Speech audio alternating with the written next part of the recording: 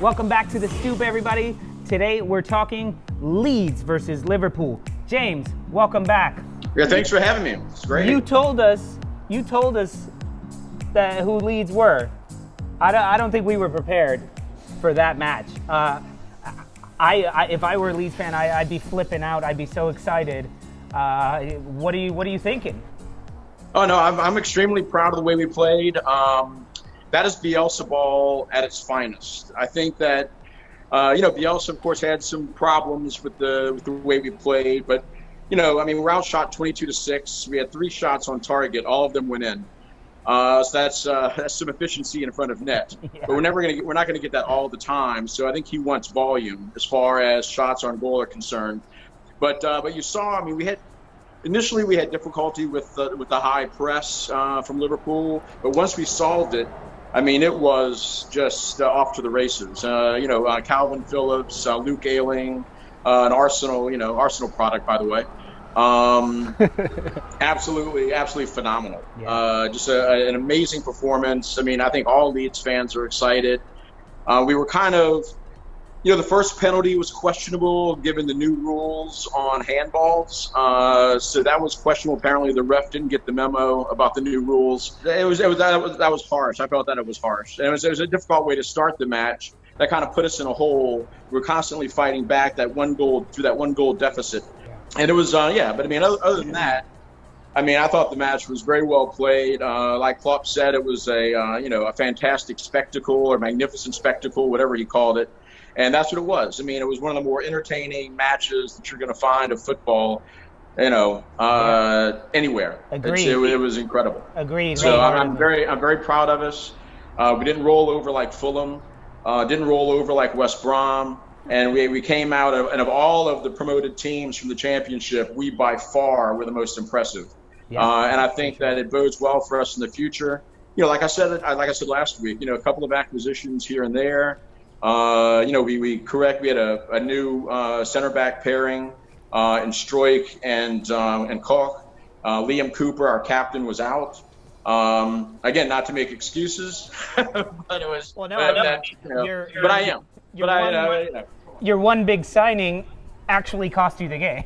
So. Well, 2 of their signings actually between Koch and Moreno.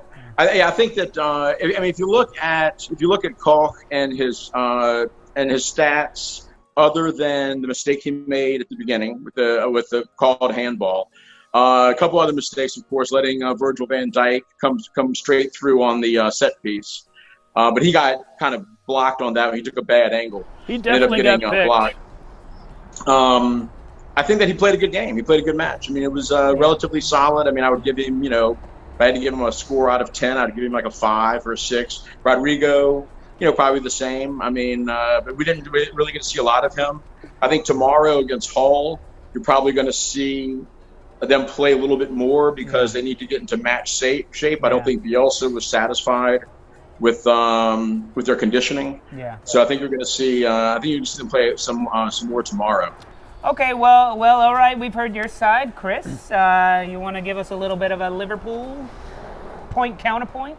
Yeah. I think offensively they were strong, right? They got 22 shots on goal. I think Mo Salah, that's probably the sharpest he's looked. And it's funny to say this because he's like the leading scorer over the last 3 years, but I thought he looked better in that game than he had, for probably the last 8 or 9 games of the season. Easy.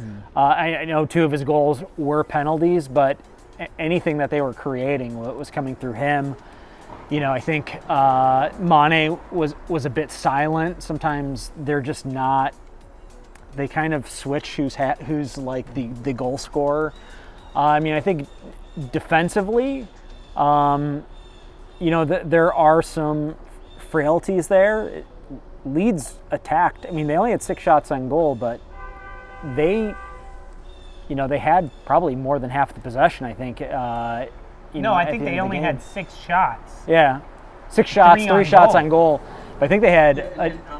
Let me mention too real fast, because I didn't mention him initially, is Jack Harrison. Jack Harrison was spectacular. Yeah. Here's a guy that is not a prolific scorer. by any stretch of the imagination. He used a lot of the period during the COVID break to work on his shot.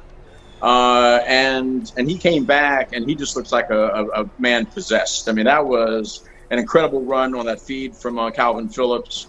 Absolutely incredible. I think that we can expect great things from him. He's on loan again from Man City. We have an option, I think, to buy him. I think that might be a good move for the future. I think he and Costa both looked really good. If Harrison keeps playing that way, City's not going to let him stay. City's going to take him. I mean, City's going to call him back. Well, it's going to cost us a lot of money. That Harrison goal of the week for me. Yeah. I mean, I think that's going to be up for goal of the season. The play to beat Trent Alexander-Arnold twice on one play, and then Van Dijk comes to help, and he goes, nope. And he makes a very Aubameyang sort of curler that Alisson had no chance to. Just from the pass to the first touch, the first move, the dribble, the Alexander-Arnold. Like, I hope there's memes of him just falling over, like, and I love him. I think he's super talented. Yeah, I mean, he's a great player. I still think his future lies probably in center midfield. Like, he'll make more of like a Philip Lahm type transition. I think Joe Gomez is a weak link at center back. I think they're much better when Matip is playing. He came in later into the game as a third center back. Which is crazy that Klopp playing a newly promoted side towards the end of a match puts in another center is back. Like, we need a third center back right now. Yeah. But that's a testament. I mean, yeah. It was a hell of a match for both teams. Chris and I were actually watching it. Right here. Roll that beautiful footage, please. Oh my God! No! Mohamed Salah for the hat-trick. Scores! 3 for Salah, 4 for That sucks. Leeds has played so well. defense of their title with 3 points, but boy, they've been. It's not over. It's not over. I mean, obviously, I mean, it's that was quite a. It was shocking to me. I didn't expect it, to be quite honest with you. I thought that we could be competitive with them, but not for the entire match like that. And the way that they would score, we would answer. They would score, we would answer. It was just a spectacular, match. And impressive. Like I said, I'm extremely proud of the players. Yeah. Now, I didn't know anything about Leeds before this. So my big question watching that match is the intensity that y'all played with, the speed, the ferocity of the constant running and attacking the ball. Can you keep that up for 38 matches? Exactly. Oh yeah. I think so. Plus and remember too that the Premiership season is shorter than the Championship season. Yeah. So I think there's about an 8-game difference, something like that. So that I think that's going to benefit us. I mean, Bielsa demands just an incredible amount of fitness from his players, and I think that's going to show throughout the entire season. I mean, one thing, like I told y'all, a week or so ago, was that, look, I mean, we may lose a match here and there, but we're going to play till the end. We're not going to get outplayed, and it's going to be just one, attack after another. The other team's going to have to weather that, so it's going to be constant pressure. Definitely.